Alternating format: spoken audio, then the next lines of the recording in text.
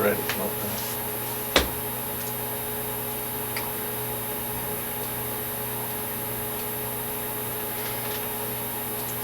Okay. I was asked at the end of the session yesterday to review what I said yesterday quickly, because yesterday was a rather mathematically dense day. So I will try to review then quickly the salient points from yesterday. I believe this is slide 29A. This is the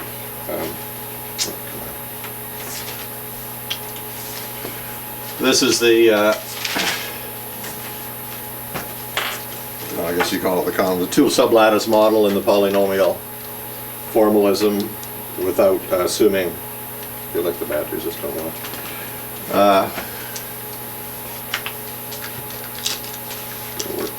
yeah, there we go. This is your polynomial formalism, two sublattice model with univalent, same number of ions of sites on both sublattices in the simple case, not taking into account short range order.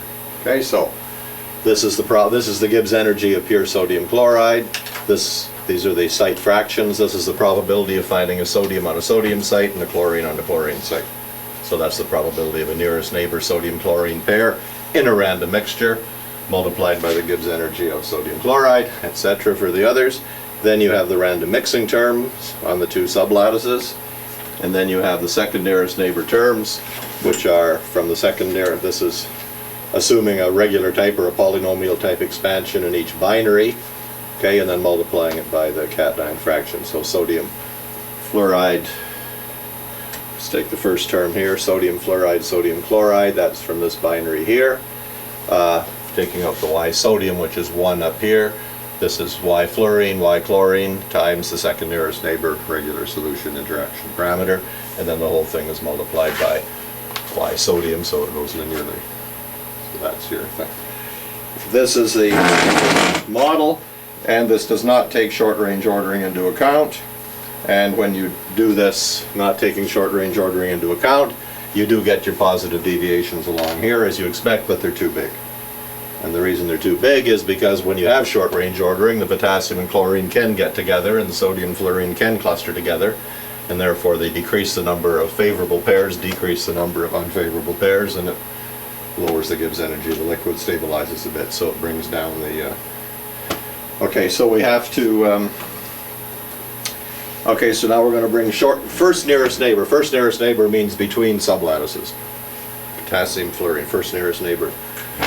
Ordering, short range ordering into account, and the first nearest neighbor short range ordering could be written in the form of a sodium chloride pair plus a potassium fluoride pair forms a KCl pair, KCl pair plus an NaF pair. And that's your delta G of exchange, and that in this particular case is negative, so that those pairs are favored, so we try to shift the thing to the right. Okay, now we're going to have a mass balance, so the mole fraction, these are the fraction of sodium chlorine nearest neighbors. In a binary system, in an ideal mixture, this would be Y sodium, Y chlorine. Okay, but in a non-random mixture, it's not. Let's do a mass balance. I didn't do this before. Let's do the mass balance a little differently. Then a mole fraction, overall mole fraction of sodium is going to be the mole fraction, the mass balance, sodium chloride plus the sodium fluoride. In other words, the number of sodium chloride bonds plus the number of sodium fluoride bonds is equal to the total number of sodium. Okay. Or the number of potassium bonds is equal to XKCl plus XKF. The total number of chlorines would be X sodium chloride plus X potassium chloride, and the total number of fluorines would be X sodium fluoride plus X KF.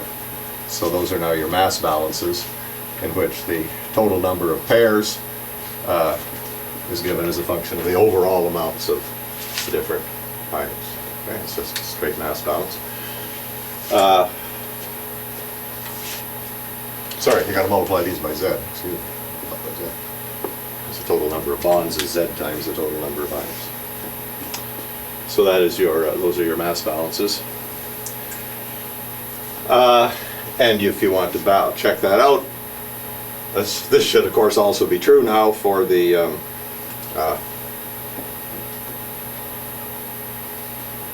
This should also be true for the or ideal case. So for the ideal case, you substitute X sodium chloride as X sodium X chlorine. Substitute in there and you'll find it works for the ideal case. Okay, so now we're going to rewrite this slightly differently. All we're going to do here is now this Y sodium Y chlorine, that's the number of nearest neighbor sodium chlorine pairs in a random mixture. Now the mixture is non-random, so I'm going to write G is, instead of Y sodium Y chlorine, I'm going to write X NaCl times G naught NaCl, where this is the actual number of sodium chlorine bonds. Okay, plus X Kf times G naught of Kf plus the other terms. Okay. Plus RT, the ideal mixing terms stay the same. So only thing that's changing now is you're replacing these products here of the site fractions with the bond fractions with this mass balance. So the ideal terms will stay the same, and these terms also stay the same. Okay, so the only thing that's going to change is these terms at the beginning here. Okay.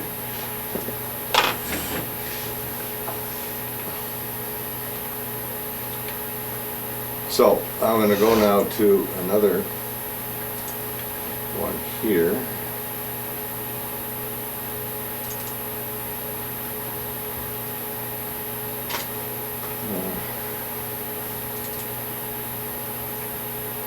Okay, I gave this before to show you where this big lambda term comes from, but this is basically the same thing. If you take, I can do the you have these mass balances written out this way.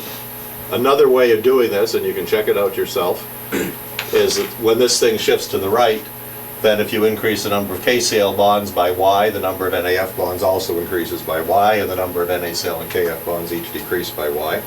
So this, writing it this way is exactly the same as doing writing it out this way.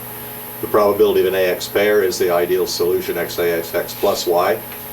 Okay, XB minus Y. You'll see when you take into account the mass balances here that you really only have one variational parameter, which is the Y. So writing it this way, writing it as I did here, is exactly the same as this. Here I've written XNaCl, but it's equal to XAX plus Y. You don't have to worry about this. This is done internally. It's just quite done that way. But taking the mass balances, if you take these mass balances into account, you end up with this, basically. Plug these in yourself and you'll see that it's worth. Replace each mole fraction by XAX by XAX. Replace X of NaCl by X sodium X chlorine plus Y, and so on, and everything's taken care of. So this is what we've done. So this is the quasi-chemical model now, taking into account first nearest neighbor short range order. Now you can solve these completely, the whole equation here completely, or what you end up with then, when you set dg dy equals 0, which is automatically done in FactSage because equilibrium always minimizes the Gibbs energy, both between phases and within a phase itself. So it's minimizing the Gibbs energy of this phase by choosing the value of y.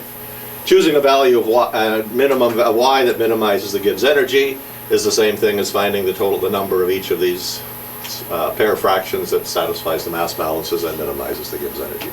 And you end up with a equilibrium constant, in which this XAX plus Y is the mole fraction of AX pairs, this is the mole fraction of BY pairs, this is X of BX pairs and X of AY pairs.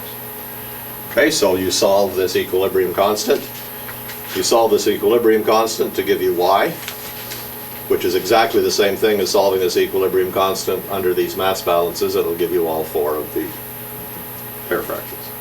And then you substitute those fractions back into the original equation, and that gives you the Gibbs energy. Right, so take dg dy equals 0, which is done by the computer. The mass balance equation, you see the value of y depends on the exchange Gibbs energy. The greater is the more negative the exchange Gibbs energy, the further this thing is shifted to the right. The more of these pairs you have, the fewer of these pairs you have, the more and more short range order. So you have a value of delta G exchange NZ, and this will then give you the value of y. Substitute that value of y back into this equation, and now you've got your corrected equation for the Gibbs energy, taking into account the short range order. And that's what is done in the FactSage when you use a quasi-chemical model. If you don't use the quasi-chemical model, then you're forcing the system to be ideally mixed. Okay, and then when you do this, this brings down the miscibility gap.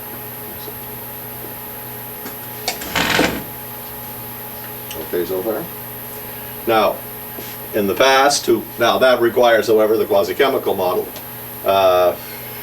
It's exactly the same idea as in the one sublattice. There we had the random mixture Bragg-Williams, and you bring in the quasi-chemical model, and it decreases the Gibbs energy because now ordering is permitted.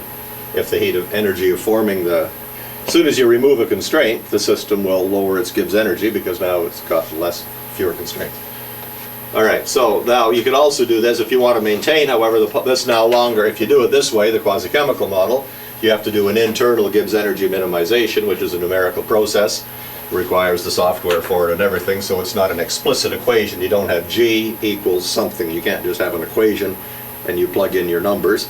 You first of all have to solve this iteratively to find the value of Y, then you go back and put it into G. Okay, longer, more complex calculation.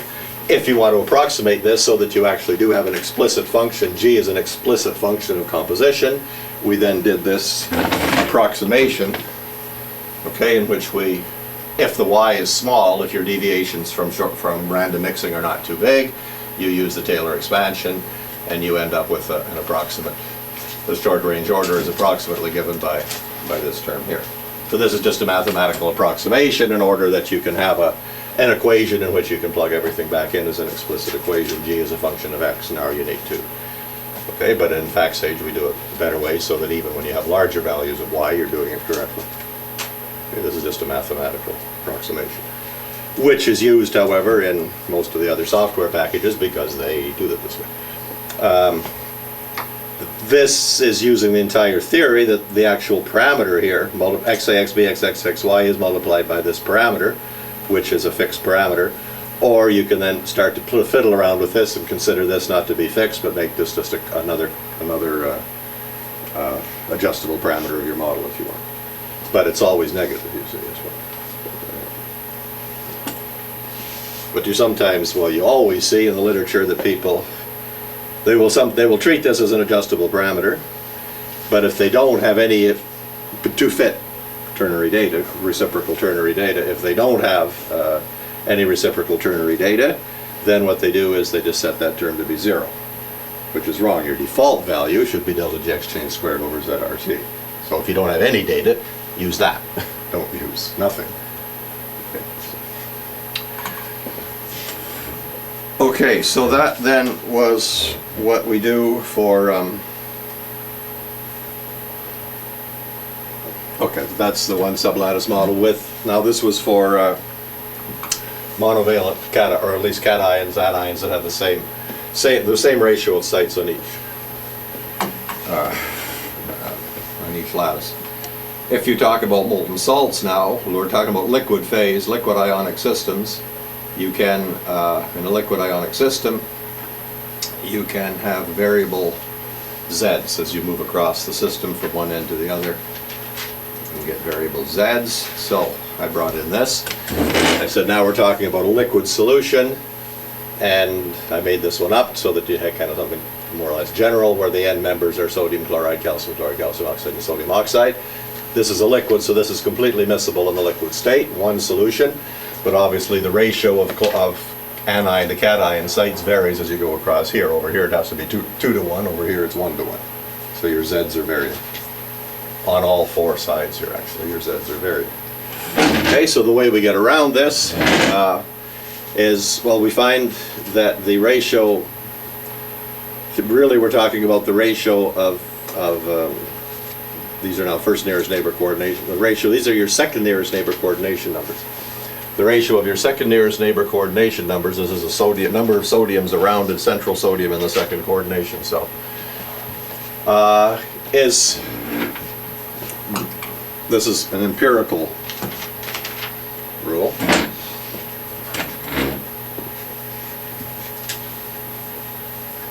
Actually, let me back up a bit, do it in a better order. Okay, so first of all, we put the thing on the basis of an equivalent. You have to have some sort of a basis. It's better to do it an equivalent. Equivalent is 1 mole of charges on each lattice.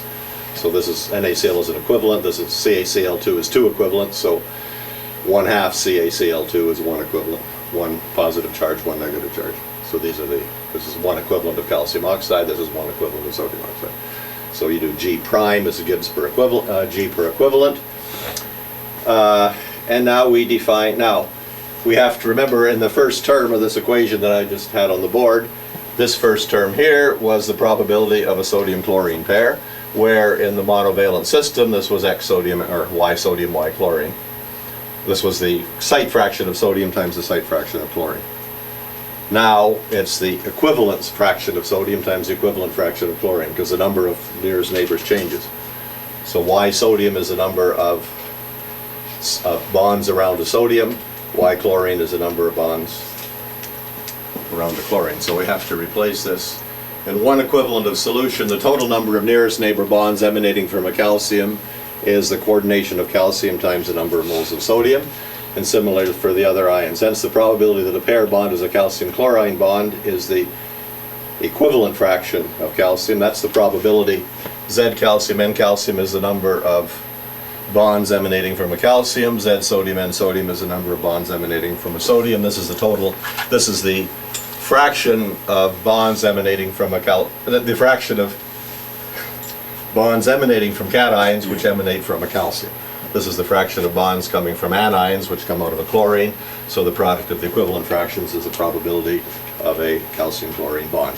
If the two Z's are equal, then these equivalent fractions are the same as the mole fractions, and these are just the product of the site fraction. This, by the way, this is a capital Y, an uppercase Y. In the other equation, the lowercase y is the site fraction. Here we use the uppercase Y as the equivalent site fraction. Sometimes I use X's for, in some of these notes you'll see Xi is the same thing as Yi, that's your site fraction. Big Yi is your equivalent fraction. Okay. So the first thing we have to do is to take account of the fact that the Z's vary. We simply have to replace in this first equation here, we have to replace the product of the site fractions, Yi, little yi, with the product of the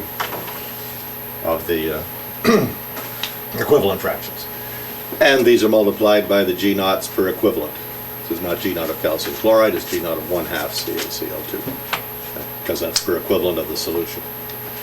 The ideal mixing terms stay the same, because you're mixing sodium and calcium on the sites, and chlorine and oxygen on their sites, except you multiply them by, this is per equivalent, so 2x sodium, 2x calcium plus x sodium, which is equal to x chlorine plus 2x oxygen, is the number of moles per equivalent, or equivalents per mole. So this is per mole of sites, this is per equivalent of sites. It's multiplied by the ratio, where this denominator is equal to this denominator because of the charge balance.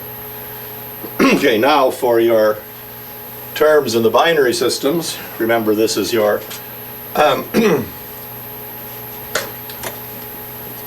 in the binary system per mole, we have say GXS in the ABX system per mole is often written as omega XAXB.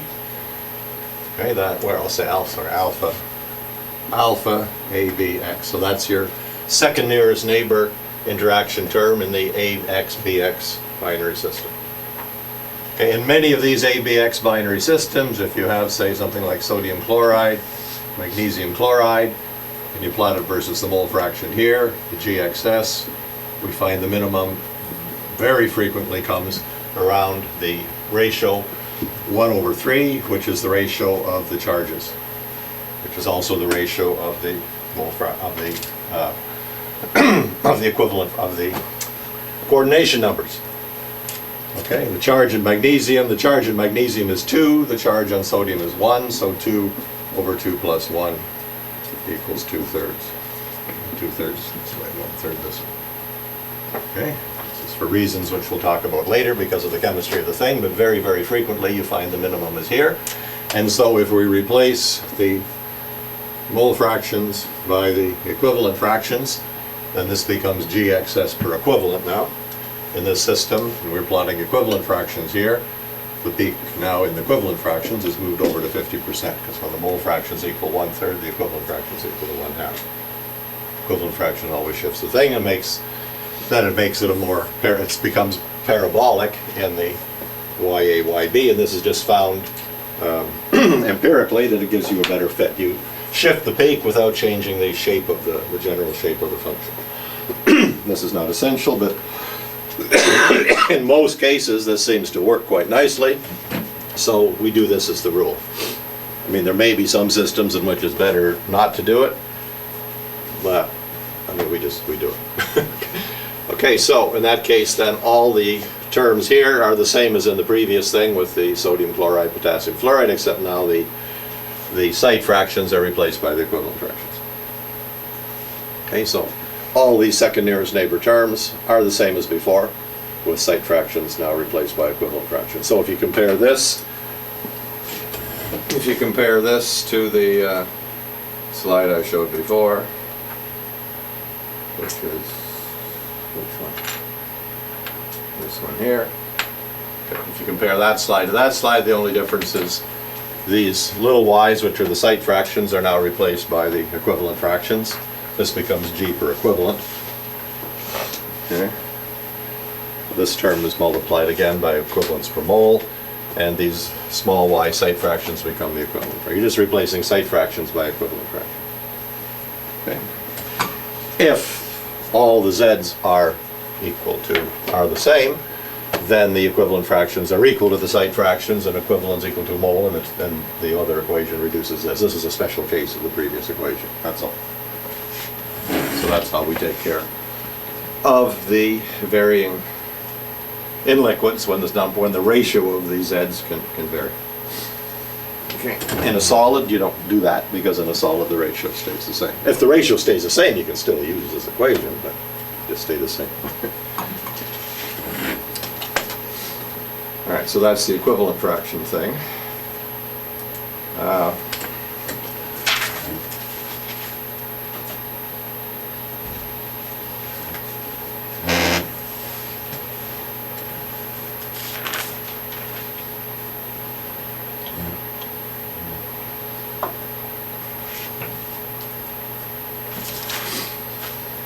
I did talk here about this. What I'm doing here is that in the liquid, I say that the probability is y. So I'm using I'm assuming the Temkin model,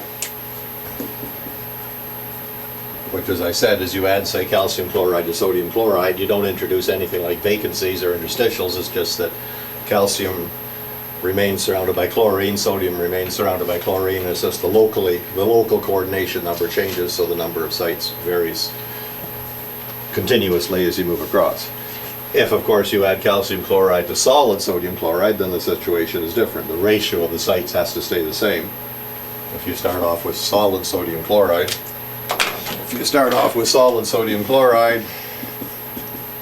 and you replace it with calcium chloride, and liquid sodium chloride, if you replace it with calcium chloride, it's simply the chlorine is replaced by sodium, the calcium goes here, and locally around the calcium, the coordination number changes a bit. Okay, but if you replace two sodiums and one chlorine by one calcium and two chlorine in the solid, then you have to also introduce a cation vacancy, so the thing becomes different in the solid standard state than it does in the liquid. The Temkin model is for the liquid. The Temkin model in the liquid says you don't have cation vacancies, you just locally things can change.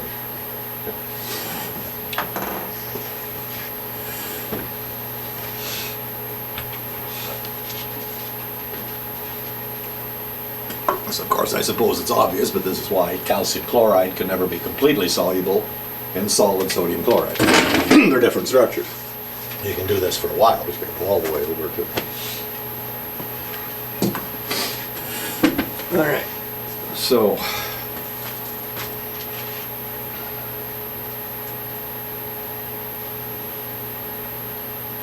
Oh, also, as I said before, now that then when we plot this thing with equivalent fractions along here, and with the equivalence of the corners, then you have the denominator of this equivalent fraction is the same as the denominator of this equivalent fraction. That is, this is the same as this. Okay, and so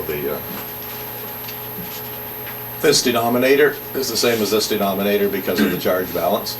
So therefore the two axes of your square have the same denominator, and so therefore geometrically you're going to get straight tie lines. So this is the other reason to use equivalent fractions, otherwise you get a funny looking diagram.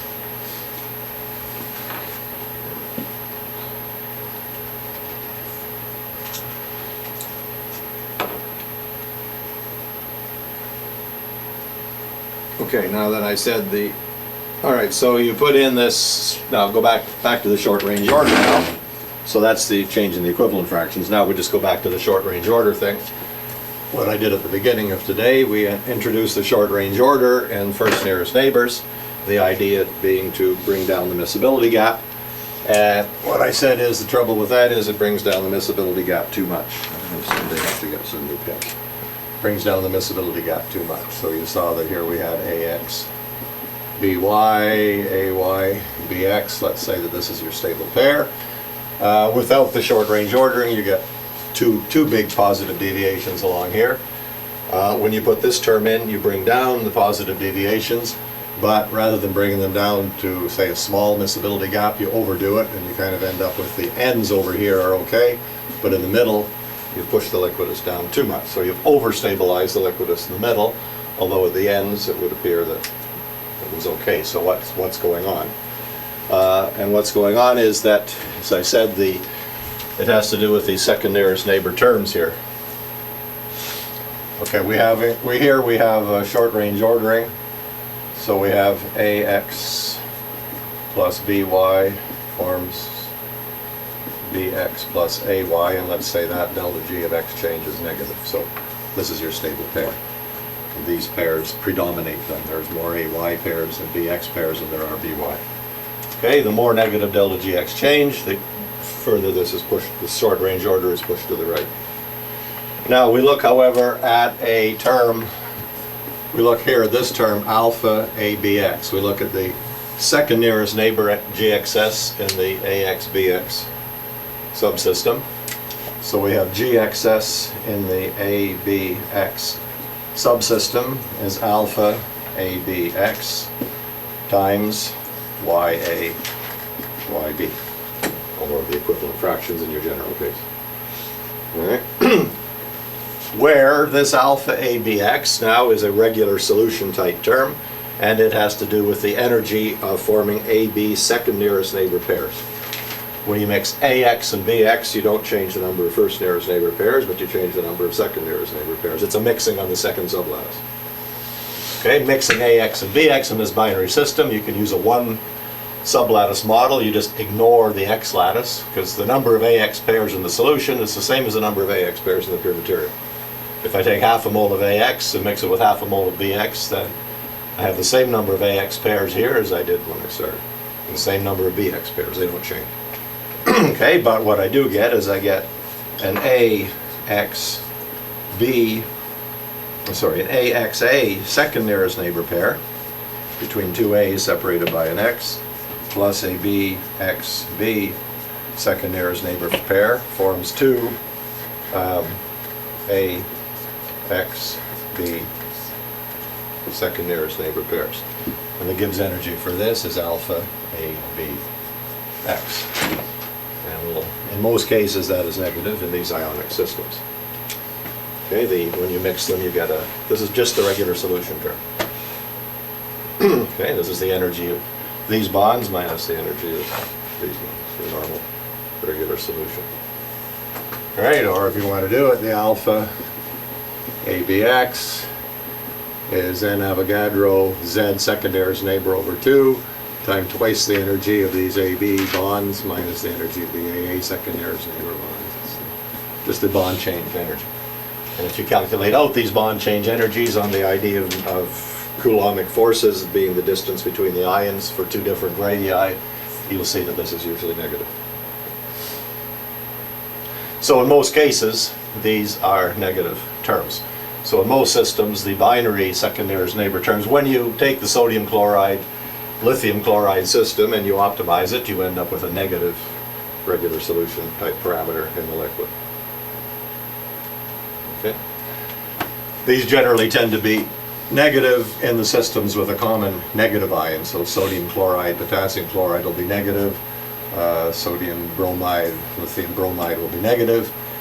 In the common anion systems, common cation, Bx, By. Now this is the same thing, but it's the change in A. This is now in this system here, your alpha, you have an alpha A XY, and this is for mixing the XY second nearest neighbors on the second nearest neighbor sublattice. Okay, so alpha ABXY is for the reaction in A X bond plus a Y bond forms two X Y bonds. That's your alpha. These, however, tend to be usually pretty close to zero, the reason being that the anions, the negative ions, are larger than the cations, so you mix two big things, you don't get much of a very big difference in the radius. The forces are weaker because the ions are further apart. The Coulombic force is quite a bit weaker. So this is just a general. However, most of these, even if they are not zero though, they're generally negative. Generally you have negative terms around here. So what's happening then is that the reason you have this energy term here is because when you mix AX and BX, you're forming AB bonds, which are energetically favored. So this gives you a negative term. But now, and that would be fine, and then the taking into account here is that YAYB is the number of AB bonds in pure AB, and the number of AB bonds in the binary system is YAYB, because YX equals 1 over here, and the number of YAYB bonds separated by an X in the ternary system is YAYB times YX. You have another term on the other side, YAYB times Y, which is forming the AB bonds when they're separated by Y, and we just, okay, because the energy of this depends on, not just on the AB ratio, but it depends on the ion that's in between, because it has a different radius. So if X is smaller than Y, then an AA bond separated by an X is stronger than an AA bond separated by a Y. Okay, so this first term here, this term here gives you the energy of forming AB second nearest neighbor pairs when the other lattice is completely occupied by X. This term here is based on this binary system, and it gives you the probability of forming AB second nearest pairs when the other lattice is completely occupied by Y, and we assume that the Gibbs energy simply varies linearly from this side to this side. All right? And the Gibbs energy varies linearly from this side to this side from the next two terms. Okay, but this is assuming random mixing. It's assuming the number of AB bonds separated by an X is equal to YA, YB, YX, which is the case if it's a random mixture. But if it's not a random mixture, it's not a random mixture because we have first nearest neighbor short range ordering. And if we have a large amount, if X Dilinger exchange is very negative, then you have a lot of first nearest neighbor short range ordering, so you have a lot of clustering. In that case, BX's tend to have a clump of BX, BX, BX. You have a clump of AY, AY, AY. You do not have very many AB bonds anymore. The B's are all with the X's, the A's are all with the Y's. So this term, this overestimates the effect of this term. Multiplying this by YX makes it 2 negative. This is negative, this makes it 2 negative. And that's what's happening. That's the reason you get the 2 negative in the middle.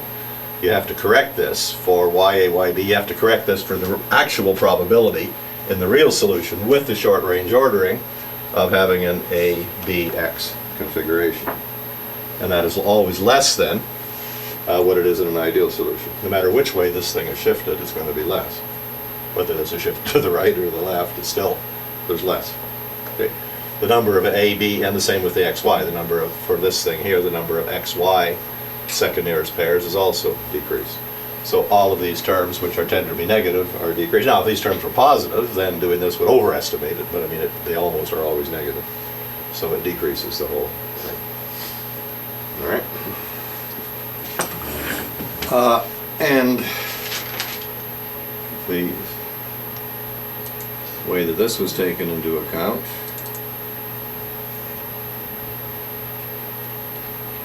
so you saw the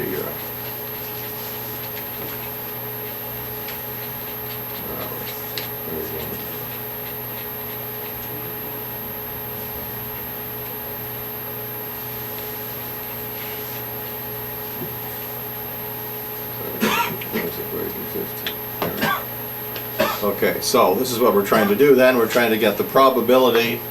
This is the probability of an AXB configuration. Okay, in an ideal mixture, it's simply the product of the fractions XA, XX, XB. But here, it's the probability of having an X in the middle. So we're trying to find the probability of an AXB configuration. It's the probability of finding an X in the middle, which is just the mole fraction of X, times the conditional probability of finding an A next to the X, given that there's an X here. Probability of finding an A at this spot, given that this is an X. So that's equal to XAX. This is the little y that I used back in the Blander equation, or this is earlier. This is the variational y for the non-random mixing. Okay, this is what we did. Well, this is the probability XA XX plus y is the fraction of the AX bonds, if you like. It's the same thing. It's your variational parameter in your quasi-chemical model. All right. So this is the probability of an AX bond. Probability of an AX bond is XAX, which is XAXX plus little y, and the conditional probability of an AX bond is that's the probability of an AX bond being here, and this is the probability that this is an X. So this is the conditional probability of having an A here when you've got an X here, and this is the conditional probability of finding a B here when you've got an X here. So this is your probability of an AXB bond. Okay, and so that then is substituted back into this equation. So this is the equation. This is the equation I showed you for the quasi-chemical model. Here we're using little w's instead of alphas, but these alpha WABX is the same as alpha ABX. And so rather than writing XX, XA, XB, we're writing this expression. So your variational parameter y for the short-range ordering enters not only into the first term, but it also enters into these terms here. So if you work this out, you'll see that as the y becomes larger or smaller, doesn't matter which way you go, that these terms all become smaller than the ideal mixing term. And putting a little y in here, that when y is 0, if delta x changes 0, then y is 0, and these become the ideal terms. If delta x changes a positive or negative, y becomes greater than or less than 0, and these terms always decrease in absolute value. Okay, and when we did that, okay, this is not introducing any new parameters, it's just, I mean, the number of parameters is the same. You have the same number of binary parameters as you ever had. Okay, we're not changing the number of parameters anywhere. We're not adding additional adjustable terms. These are not adjustable terms. This is the same little y as was done before. This is just making the model better. Then we find that you get a better fit.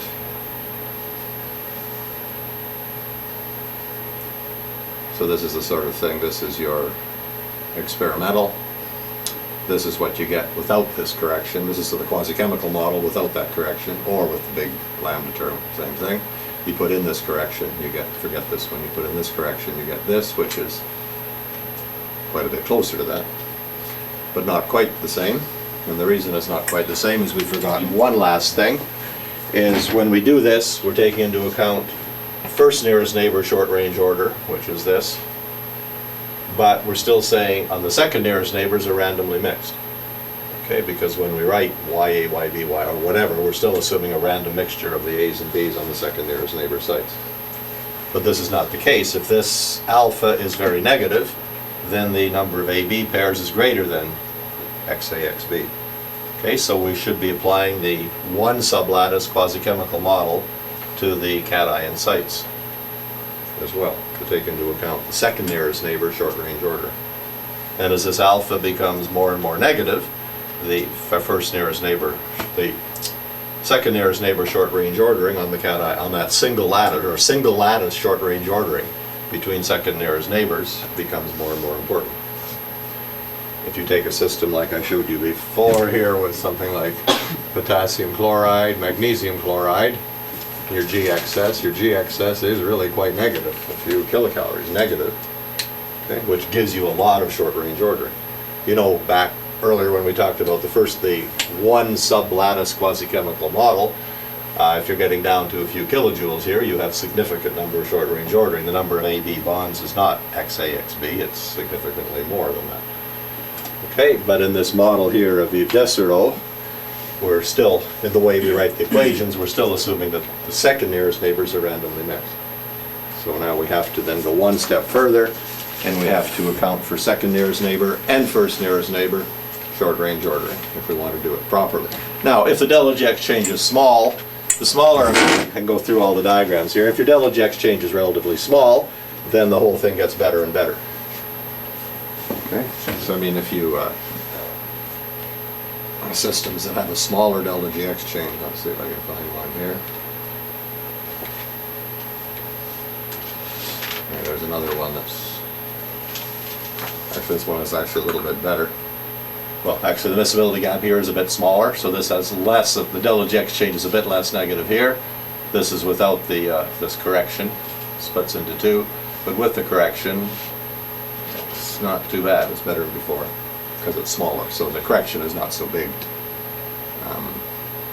This one here, the correction is even less. Here the solid, here the, in this particular system, the, you don't have a miscibility gap. You have positive, strong positive deviations, but the GXS is not big enough to give you an actual miscibility gap, just a very flat liquidus. And in that case, with the correction term, you get a little tiny gap here, but you see this diagram is pretty close to that diagram. This actually may look bad here, but this is, these are so widely spaced that this is only a small amount. If you plot the line along, the phase diagram on that line, they're pretty close. And in this system, which we showed a bit earlier, it's almost perfect now. Okay, because there you have even less. Okay, but as this delta G exchange becomes more and more negative, then you have to take into account the second nearest neighbor short range order.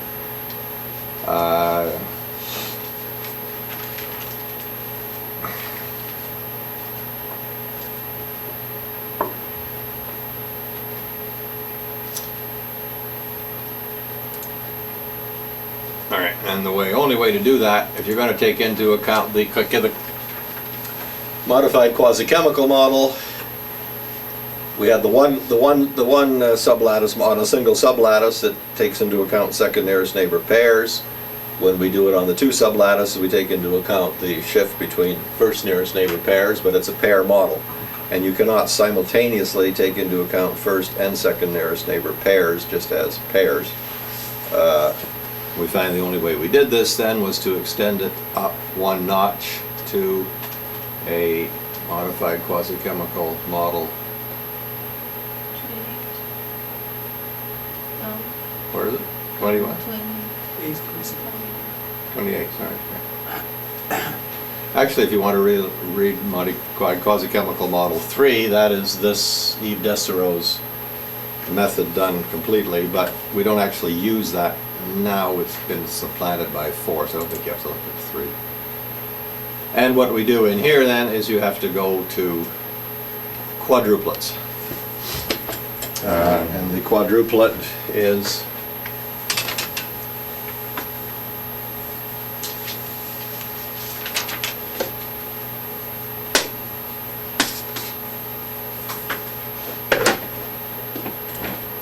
in your quadruplet, you have positive and negative ions.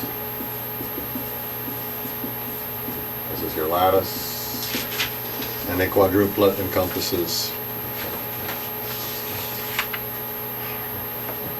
minus, plus, minus, plus, plus, minus, plus, minus. You take 2 cations and 2 anions, and that's a quadruplet. And this is a quadruplet site. And in a quadruplet, you have first nearest neighbors, but you also have second nearest neighbors. And the quadruplets are randomly arranged over the quadruplet sites. This is a quadruplet site, this is a quadruplet site, this is a quadruplet site, this is a quadruplet site. You distribute the quadruplets over quadruplet sites. And you get an entropy of mixing term. Looks like this. Okay. In the quasi-chemical model, when you just distributed pairs, remember when we the first 2 terms here are like distributing pairs. You distributed the AX pairs, the BX pairs, the CX pairs over pair sites, divide by the probability, then that overcounts the number, because if you have an AX pair here, you have a BY pair here. So to make an approximate correction, you first of all distribute the pairs, number of AX pairs log n AX, number of BX log B, etc. You divide by the number of pairs of AX pairs in an ideal solution all through, and then you put in a term here for the random mixture, and that gives you the approximate correction. If you're distributing quadruplets, which contain pairs within themselves, you have to go one step further. You first of all, you distribute the quadruplets over quadruplet sites. So you take every type of quadruplet. You'll have in a system, if you have a system A, B, X, Y, then you'll have quadruplets of type A2X2, you'll have A2Y2, you'll have B2X2. B2X2 means two B's, two X's. You'll have things like ABX2, ABY2, which are binary quadruplets, and A and a B with two Y's, or you'll have A2XY quadruplets and so on, or you'll have ABXY quadruplets. You distribute all those quadruplets randomly over the quadruplet sites.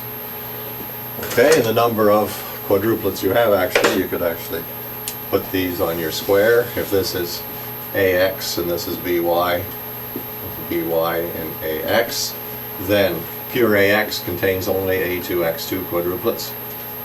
AX, BY, AX, BY, BX,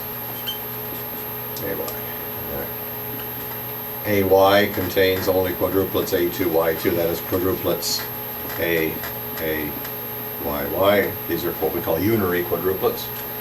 Okay, so you have the four unary quadruplets, you have your B2X2 and your B2Y2 quadruplets. Then in each binary subsystem you'll have your A, B, Y2 quadruplets, and over here, here you'll have your A2 XY quadruplets, so you'll have four binary quadruplets, and then in the very center you have your ABXY. So in the ternary system you have nine quadruplets. Alright, those 9 quadruplets now are arranged randomly over quadruplet sites in the normal way, not worrying, first of all, you don't worry about them colliding with each other. It's just the number of these kind of quadruplets, A2X2 times log of their mole fraction, plus the number of ABX2s times the log of their mole fractions, and so on. So you have 9 terms. As you number of this quadruplet times log this, plus number of this quadruplet times log it. Then, of course, you have to take into account the fact that the quadruplets collide with each other, and if you have a A2X2 here, you can have a B2Y2 here. So we divide the number of quadruplets, just as we did up here, we divide the number of quadruplets by what the number of quadruplets would be in a random mixture of quadruplets in terms of the number of pairs. Remember, every quadruplet contains pairs. So we assume now the quadruplets are randomly mixed, the pairs aren't randomly mixed. So the denominator here, then this is the number of A2X2 quadruplets. The denominator is the number of A2X2 quadruplets in a solution in which the quadruplets were randomly mixed in terms of the number of AX, BX bonds, and YA, YB, and YX. This is the number of A2XY quadruplets in the actual solution, non-random. The denominator is the number of A2XY quadruplets in terms of the number of AX, AY, AX, and Y in a solution in which the quadruplets were randomly mixed. Then we have to go up one step, and now we randomly mix the pairs.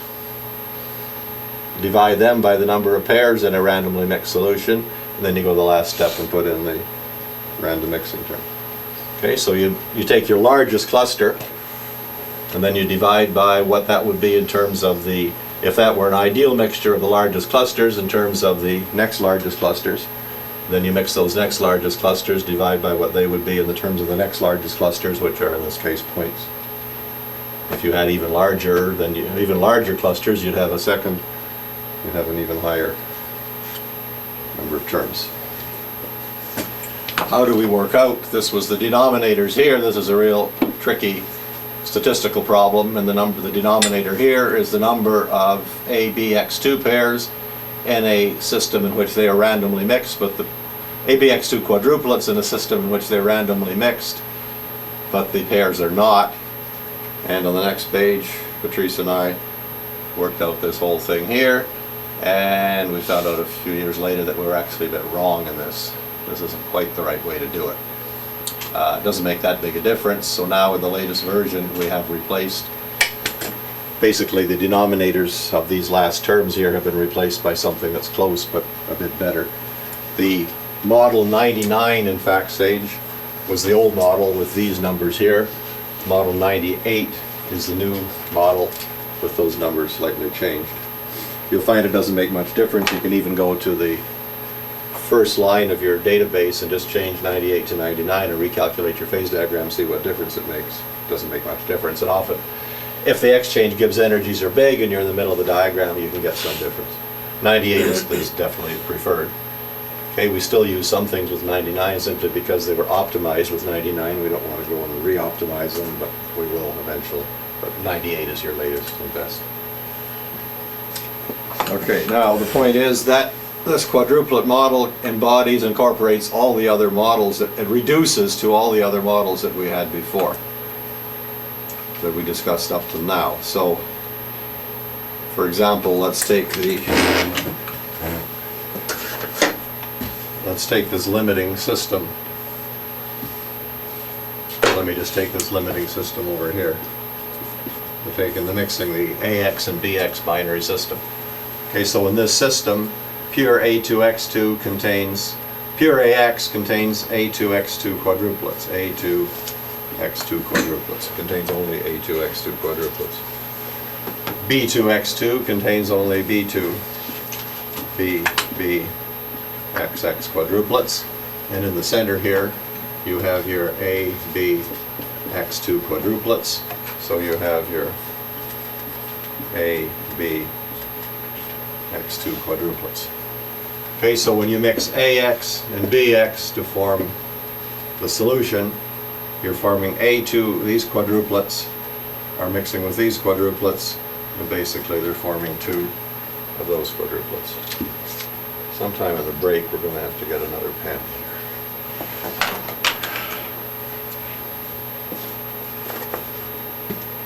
All these nice red ones, but I'm told they don't work. Okay, so when you're mixing this plus this, you form ABX2 quadruplets.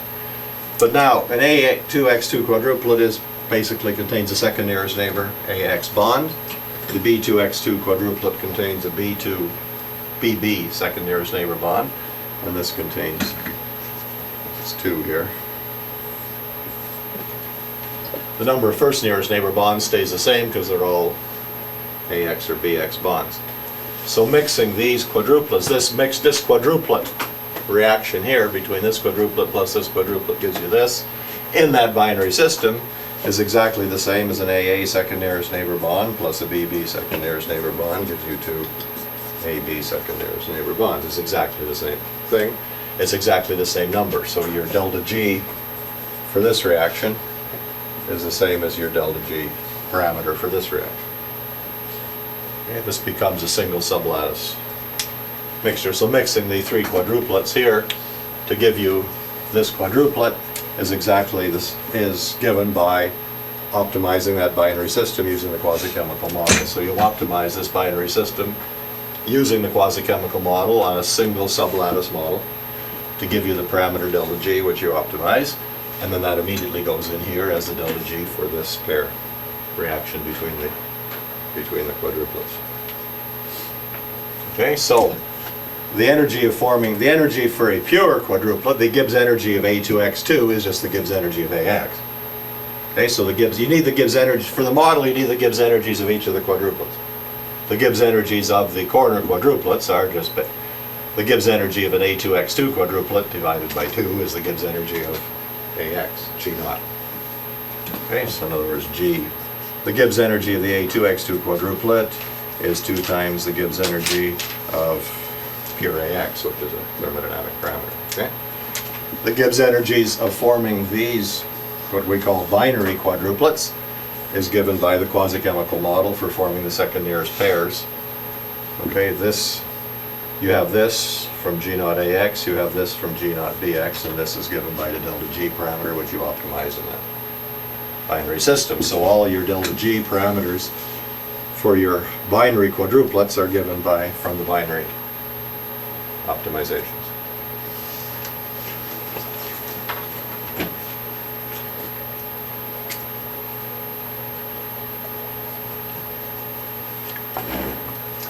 And you're using the one sublattice quasi-chemical model. The Gibbs energy of forming this quadruplet, which we call the reciprocal quadruplet. The reciprocal quadruplet is A, B, X, Y. You can consider the energy of forming of that to be a parameter of the model. Okay, however, there's a default value. Clearly, the energy of forming this quadruplet can be estimated from the energy of forming these. Basically, you were assuming that the energy of forming this quadruplet varies linearly between here and here and here and here, some sort of an average of these four. I talk about that in the paper, and so that's your default value. So the Gibbs energy of this reciprocal quadruplet is sort of a weighted average of the four. It's not zero. Again, it's like that sort of, I said before, the big lambda. If you don't have any data in the reciprocal system, you should not assume that is a zero energy. That would be stupid. You assume it's some sort of an average of these four, which we talk about later in the paper, and this is automatically done for you by FactSage. But you can override it, and you can make that a parameter of the model if you wish. So you can either take the default value, which is this average described in the paper, or you can alter it. Plus you can enter, so in that case it becomes a reciprocal adjustable parameter of the model. Which is reasonably similar to the lambda, if you like, because it's really, this point here is related to the exchange Gibbs energy. It's a little more complicated than that. But. Okay, so now this model then, okay, so, and the model, if you want to read it, also permits you, if you wish, to put in other reciprocal terms which have a different form, which are just basically correction factors if you want. Now we need Z's, we need coordination numbers. We have coordination numbers for the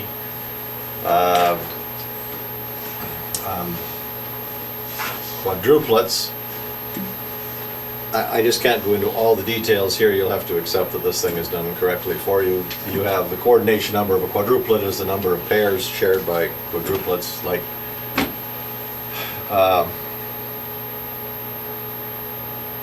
but it works out that the coordination numbers, again, it reduces exactly to the binary system, just as for this AX, BX binary system, the delta G for this pair, this quadruplet exchange is the same as the delta G for the pair exchange. The coordination numbers that you're using are exact, in the here must be exactly the same as here. So once you've fixed your coordination numbers for this binary system, once you've optimized this binary system with your coordination numbers, you can just move up and you get the proper coordination numbers for these. So this is all determined again from your binary systems. It's all taken into account.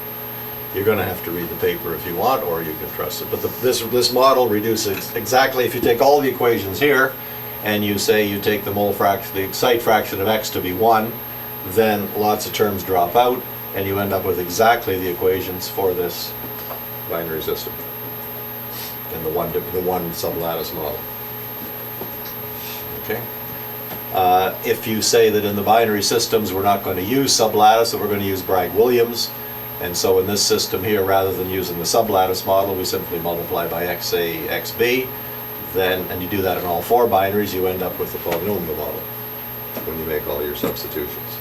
Right? So you can mix and match your models. You can treat some subsystems here with quasi-chemical, others with Bragg-Williams if you want. You tell it to do it, and everything is sort of taken into account that way. This takes into account then this whole coupling between the first and second nearest neighbors correctly. And when you do this, then you make the final, I showed you that final miscibility gap in Desiro's paper, which was kind of funny. You do this, comes out right. And we're getting pretty close to quantitative predictions only from the binary data. There are no real reciprocal parameters. This reciprocal parameter, you're using the default value, which comes from the binary parameters. That is model 98. 99, which we call super, oh, that's called super guts, I'm sorry. Everybody calls this one super guts. This is hard going to read this paper, but when you're doing your entries and so on. Now, if you have only one sublattice, you'll probably be using mostly in the, for instance, if you're doing slag, if you're doing oxide slag, silica, calcium, alumina, then all your anions are oxygen. So you have no reciprocal systems, you have only a single sublattice. In that case, this reduces exactly to the one sublattice quasi-chemical model, which we talked about 2 or 3 weeks ago. It's exactly the same numbers. You just forget the oxygens, and if you let Y of oxygen be 1, the mole fraction of oxygen be 1, then all the quadruplets reduce to pairs, the second nearest neighbor pairs, and you've got your pair model. It's exactly the same as what we talked about in back here.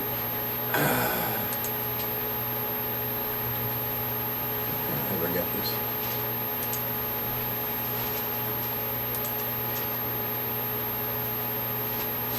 Okay, this modified quasi-chemical model number 4, if we have only, say, if we have only X, so the mole fraction, the site fraction of X is equal to 1, then we're only mixing on the cation sublattice. We're forgetting the X sublattice entirely, and all the equations reduce exactly to the equations in that modified quasi-chemical model 2. Exactly the same numerical values. Same numerical values of Z, same numerical values of the delta G's, everything is the same. Everything you can do in that model you do here. Kohler, Toote, Muggiano, it's all the same thing. Okay. And if you then also only have a binary system, it reduces exactly to quasi-chemical model 1, the Kohler, Toote, Muggiano, everything that I've talked about now is incorporated into this model. They're all subsets of this overall model.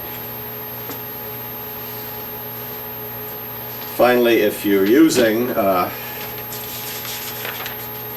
and you can use this model, and you can reduce this model to the polynomial model, random mixing model as well, if you're dealing with solid solutions.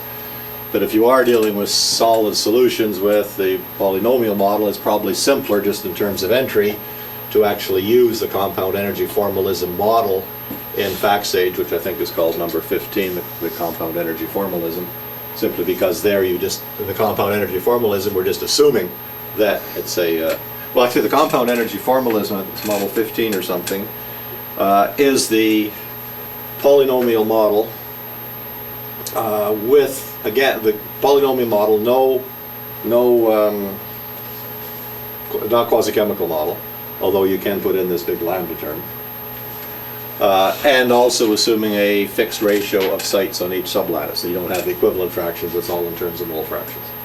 Okay, so if you're using that, if you're taking numbers from other people, or if you're doing a solid solution, which isn't too generally for solid solutions, we're tending to use that. One thing about the solid solution, you say, when you're dealing with the molten salts or the liquid solutions, you can have solutions which tend to be a long way from the edges. They're in the corner, the concentrated solutions. And you really need all these bells and whistles to fit things. But if you're only fitting something in solutions that are fairly close to the corners, okay, then all the non-random mixing of that becomes less and less because of Rayolt and Henry's law. And remember, if the delta G exchange is quite large, you get a big miscibility gap here, so you actually can't be in the middle. It's inaccessible. You're only over in the corners. Okay, so a lot of these solid solutions that we're dealing with in non-stoichiometric compounds and so on. First of all, the delta G exchange is sometimes not very large. Secondly, you're dealing only in the corners here, in which the polynomial approximation is often reasonably good anyway. So using the compound energy formalism with just the polynomials, with just the Blander term, the big lambda term, is often pretty close to what you need for. Okay. And certainly, of course, for the solid solutions, you don't need. We don't use the equivalent fractions because the ratio stays fixed. So if you do, I think it's model 15, a compound energy formalism is a subset of this model 98, but the entry's easier because it doesn't ask you for all the Z's and all the Y and all that, because it doesn't need to. It just asks you for the number of sites on each sublattice, and then you just put in your numbers and you go. The compound energy formalism then is the polynomial model. You can put in the big lambda term if you want to take into account the short range ordering. It has a fixed ratio of sites on the sublattices. You can't, but then the other thing is the compound energy formalism works for more than 2 sublattices. You can have more than 2 sublattices. Whereas the models 98 and 99, based on all this, are 2 sublattice models, or 1 sublattice model, but you can't go beyond 2. Model 98 or 99 is for 2 sublattices, or the subset, of course, 1 sublattice, but certainly not more than 2. So for the moment, if you have more than 2 sublattices, you're obliged to use the Bragg-Williams polynomial model. In fact, we have not worked out yet for more than 2 sublattices, we have not worked out a quasi-chemical model. Of course, in liquids, you don't have more than 2 sublattices. You don't actually have, as I said, in a liquid salt, you really only have 1 sublattice, because you don't have any long-range ordering in a molten salt. But locally, you can approximate it as 2 sublattices. Locally, you have cation sites and anion sites, which are almost locally within a few atomic distances, like a solid structure. So we can approximate it that way. But you certainly don't have more than 2 sublattices in a liquid. All right, that was my then review of what I said yesterday. A little clearer now? Or? Okay. That is the limit to which we're going with all this modeling. I'm going to talk mathematics. From now on I'm going to talk, well, about the various models we've used, but applied to real systems, a little bit more about the chemistry of the thing. I might show you this paper number 29. This was in Patrice's thesis. I showed you this yesterday, but you can see here a lot of examples in here of now using this model 99 to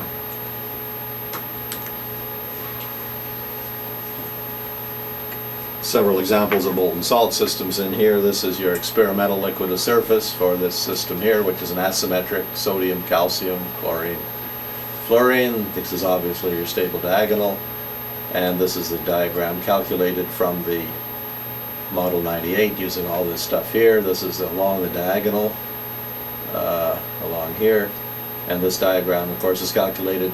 It's calculated solely from the data for the pure components and the binary systems. There's no ternary parameter, no adjustable ternary reciprocal parameters. It's a complete prediction, and it's working. It works pretty well.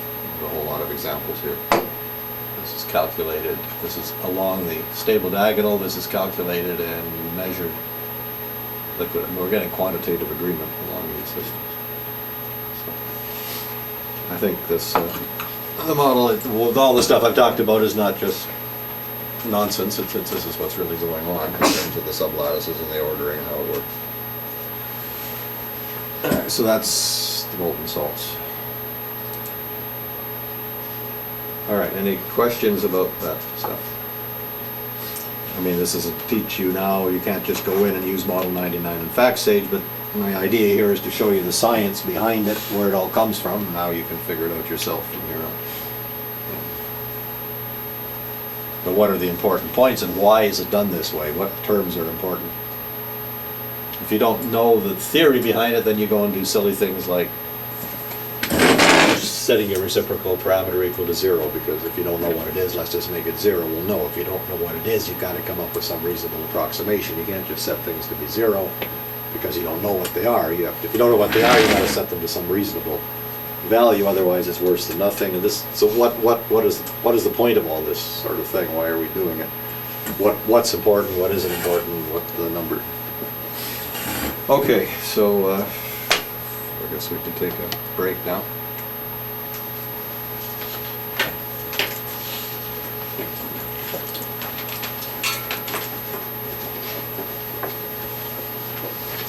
Okay.